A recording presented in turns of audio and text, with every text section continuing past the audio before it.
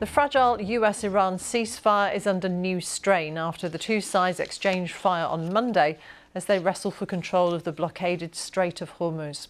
Posting on social media, the Speaker of Iran's parliament and their chief negotiator says the US has violated the ceasefire and jeopardised the security of shipping and energy transit through the critical waterway.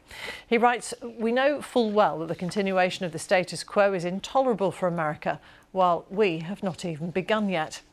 His comments come after the US military began an operation to guide stranded cargo ships out of the key channel. The US says 2 American guided missile destroyers and 2 US-flagged merchant ships successfully sailed through the strait, while 6 Iranian small boats were attacked and destroyed. Elsewhere in the Gulf, the United Arab Emirates blamed Iran for an attack that caused a fire at the largest oil storage facility in the country.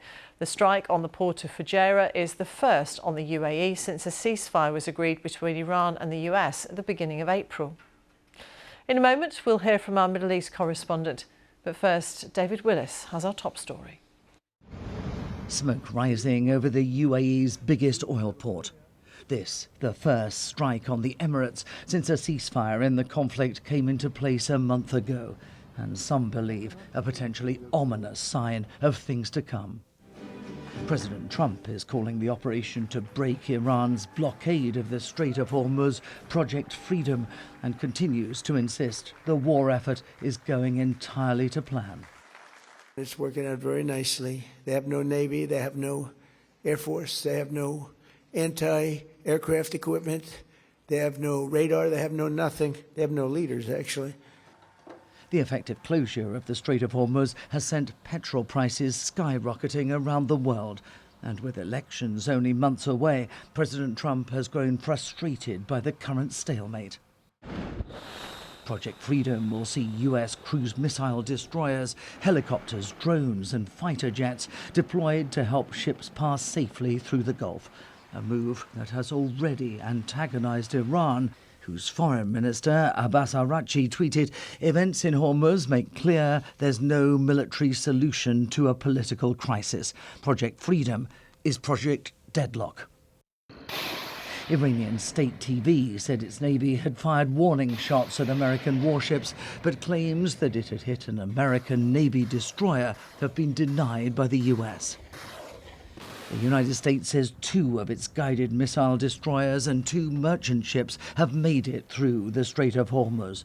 The shipping company Maersk told the BBC that the US-registered Alliance Fairfax had passed through the strait under military protection, but hundreds of other vessels remain stranded. Donald Trump has called the operation to restore freedom of navigation in the area and humanitarian gesture, but with it comes the very real threat of a return to war. David Willis, BBC News. Former UK Ambassador to Iran, Nicholas Hopton, gave us his assessment of where we are in this conflict. Before this conflict, the Strait of Hormuz was not a part of the negotiations taking place between the US and Iran. They were focused on Iran's nuclear threat and, from Iran's perspective, on the possibility of raising the sanctions on them.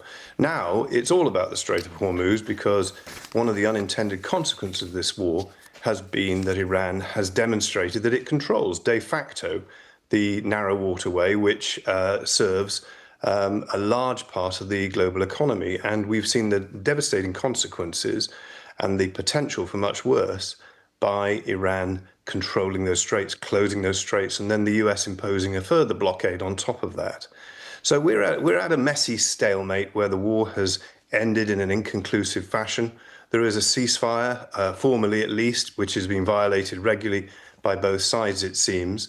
And the President of the United States, it would appear, has grown frustrated by this and feeling that he needs to be seen to be doing something to unblock the situation, has launched Project Freedom, which looks, on the face of it, unsustainable given the amount of military resources it will require, and also highly unlikely to free up the Strait of Hormuz for maritime traffic in the long term, certainly not to return it to as it was before the 28th of February.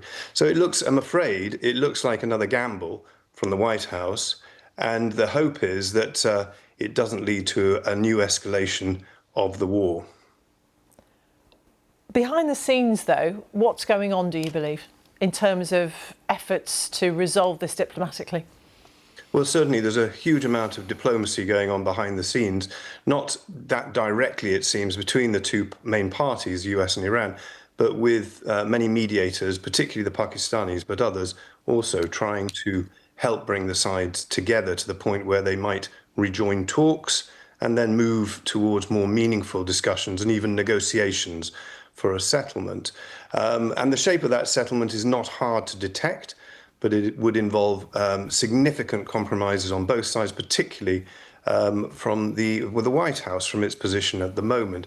And the two sides do seem a long way apart.